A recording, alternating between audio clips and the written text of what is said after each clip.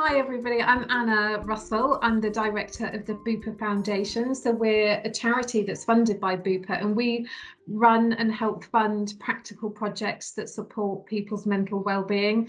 I'm also the corporate responsibility and sustainability director at Bupa, which is just a fantastic job because it's huge amounts of work on climate change action and reducing our footprint. So really important for Bupa to be doing that. And I am so happy to be joined today by one of my favourite people in Bupa, Paula Franklin, Dr. Paula Franklin, who is Bupa's Chief Medical Officer. Paula, do you want to introduce yourself and what that job entails? Sure, thanks Anna. Hi everyone. So yes, my name is Paula Franklin and I am the Chief Medical Officer of Bupa and also delighted to be a trustee of the Bupa Foundation, so working alongside Anna in that capacity as well. As Chief Medical Officer, I do a number of things, and I think it's partly the diversity of that role that I find so interesting. I am responsible for the quality of care, the clinical quality of care, the services we provide, but also working on new things, new advances in healthcare and bringing those to the business, and so we can understand how we can stay at the forefront of healthcare, and more recently looking at the environment. So the relationship between human health and the environment and climate change, which is also absolutely fascinating. That is such a big job, Paula.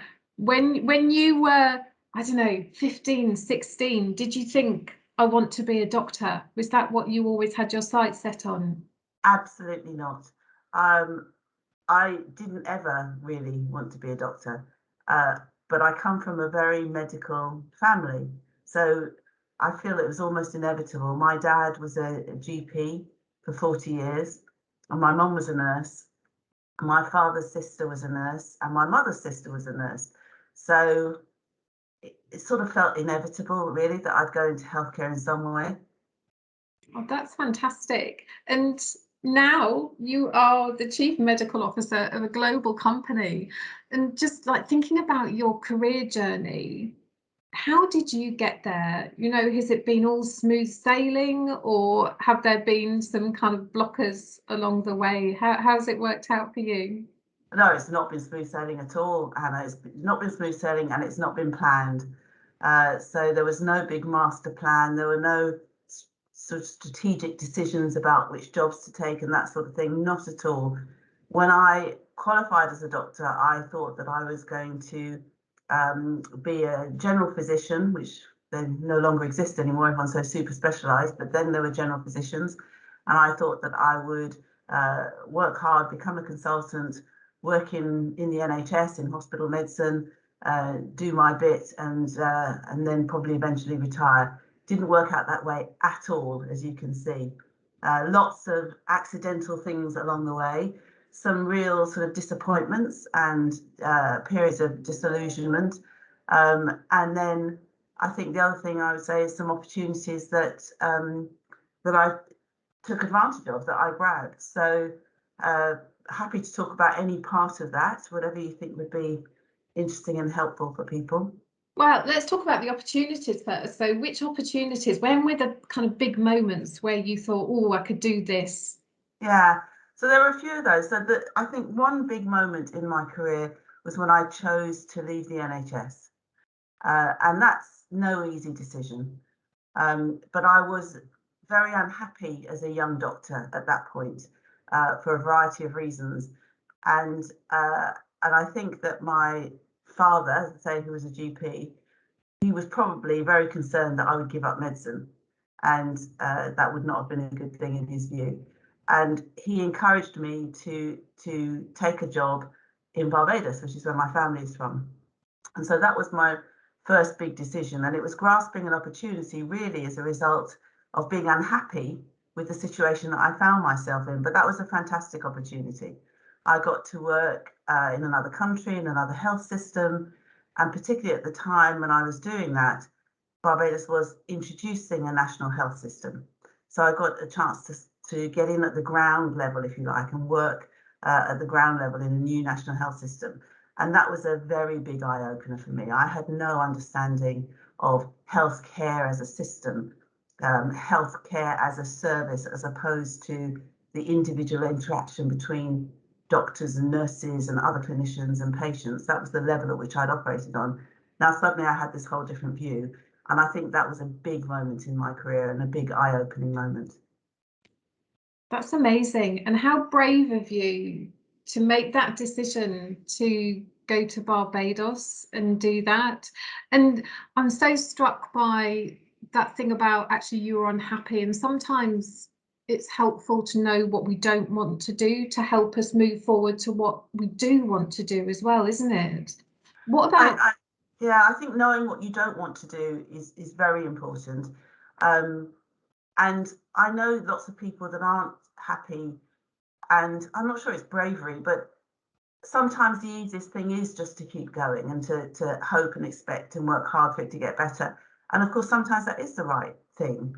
I couldn't possibly say what was right for other people, but for me at that point in time, I think the right thing was to go and do something different. But yeah, I think sometimes you take that step into the unknown, and in my experience, not always, but sometimes really good things happen. And thinking about, you know, people, young people starting out in their careers, it can be exciting, but it can also be kind of a bit daunting. What advice or tips would you offer? I mean, you've already offered some great stuff, but what kind of advice would you offer? And you've got daughters, haven't you, who are starting out in their careers as well. What do you say to them? Do they listen? I think my daughters listen to me less probably than anyone else, to be honest. But yeah, I do have daughters, and very interestingly, I think on one level they have listened to me because neither of them have gone into healthcare. And my biggest message to them when they were thinking about what do they want to study and what do they want to pursue in their career was, you spend a lot of time working. So try and find something that you really enjoy, because even when it's not going well, if it's something that you really enjoy, there'll be pleasure in it. And they both seem to be moving in that direction. So I think that's a big thing for me. And I think maybe relatively few people have a job that they love and would do even if they weren't paid, but something that you find pleasure in, I think makes a huge difference. The other thing I guess that stood me good stead in my career is to continue to learn, to always be open to learning something new. And by that, I don't mean formal learning. I'm not saying you've got to go up and do courses and degrees and stuff like that, but to be curious about things.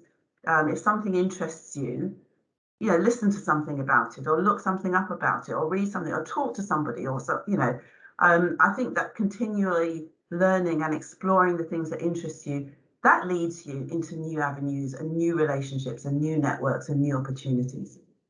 Absolutely. And aren't we lucky, because we have so much stuff at our fingertips these days on the internet, so that we can listen to podcasts, read up about things that we're interested in. It's all there for us, as long as you're making sure the sources are good ones, right? And listening to experts. Well, it's never been easier, really, has it? Absolutely. And just lastly, thinking about the importance of diversity and having diverse workforces, and more than diversity though, making sure people feel included. You've alluded to, you're a woman in a very senior position. Have you found any kind of blockers, barriers along the way? How have you tackled that? How have you found your voice and confidence, particularly kind of in those boardroom positions? How's that worked out for you? Gosh, it's a big question, Anna. It is. I think there are blockers and barriers everywhere, and some of them are tangible, some of them you're aware of, and I think there are a whole lot of blockers and barriers that we're not aware of, things that happen behind the scenes or so on, and that you don't get a job and you don't really know why, but there are blockers and barriers there. So I think that's unfortunate part of life at the moment. The important thing I would say is there are enough blockers and barriers out there. Don't create them for yourself. Paula, throughout your career, you have worked alongside a lot of senior men, and definitely the medical profession, you know, it is changing, but it used to be dominated by men. How has that worked out for you? Have you found it difficult? Have you got any tactics that you use? I think it can be difficult. I have not infrequently been the only woman in the room, and very frequently been the only person of colour in the room, and so that is difficult. I don't know if there's a tactic for it, Anna. I think that it's important to remember that, as we talked about diversity, that diversity of view is critical. So you're in the room for a reason. Now, they may not have selected you because you're a woman or because you're not white, but you are in the room for a reason. And so there's a responsibility that comes with that to make the contribution. And I think it's very obvious to me anyway, when I'm in some of those meetings, that there is a uniformity of thinking that comes with being with lack of diversity. And whether we want to admit it or not, men and women are different. We think differently. We approach problems differently. We address solutions differently. We work in different ways, and that's enriching. And that's just the male-female dimension. When you bring in all the other dimensions of diversity, then it's even richer. And so I think that if you're the only one in the room, very hard to be carrying all of that on your own shoulders, but still important to make that statement, to make that difference, because otherwise there's a risk that they might think, well, it makes no difference, so why are we bothering? But you must have had the same experience, Anna. I mean, you're a senior female within the organisation. You must have been in those situations. Yeah, it's a really good question, and it's not something I necessarily dwell on a huge amount. I think for me, the most important thing, whoever you are, is just to be yourself. And I think as a leader as well, but also as, you know, when you're working with a team, that thing you were talking about making sure people are heard and have an opportunity to contribute. And I've definitely had those situations where perhaps I have felt like I've wanted to say something in a meeting, but I hadn't necessarily had the confidence to do that.